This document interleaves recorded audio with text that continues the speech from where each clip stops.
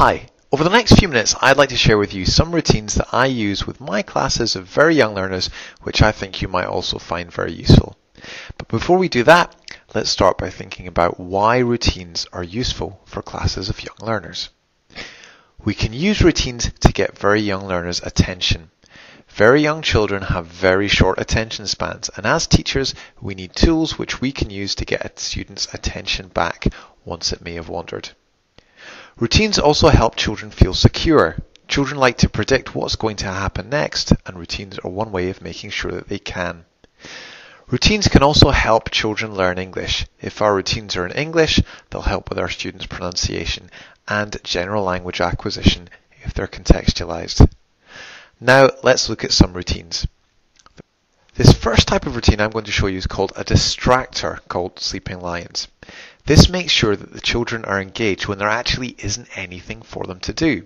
In this clip, I need to open a file on the computer. Look at how this routine distracts the children and keeps them engaged. Sleeping Lions!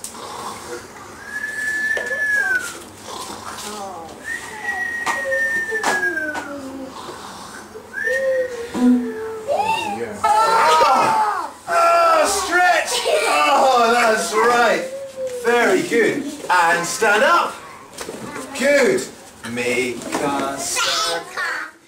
The second type are attention getters.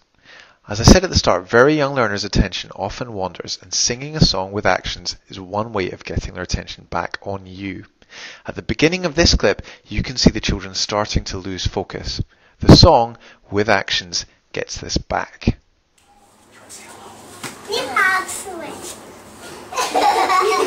Hello, Vic!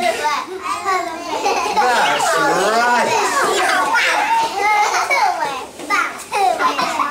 If you're happy and you know it, clap your hands. If you're happy and you know it, clap your hands. If you're happy and you know it, and you really want to show it. If you're happy and you know it, clap your hands. That's right, Minnie. Everyone, listen. Finally, here's a settler. Simon says, I use this when I want students to calm down and be quiet. Look at how after the last action there is almost total silence for this group of 3 and 4-year-olds. Stand up! Sit down! Clap your hands! Stamp your feet! Who can you see? I find the key to using routines in my classes is repetition. You'll need to expose your students to these routines several times before they start working, but when they do, they pay dividends. Now that you've learned, it's your turn to try.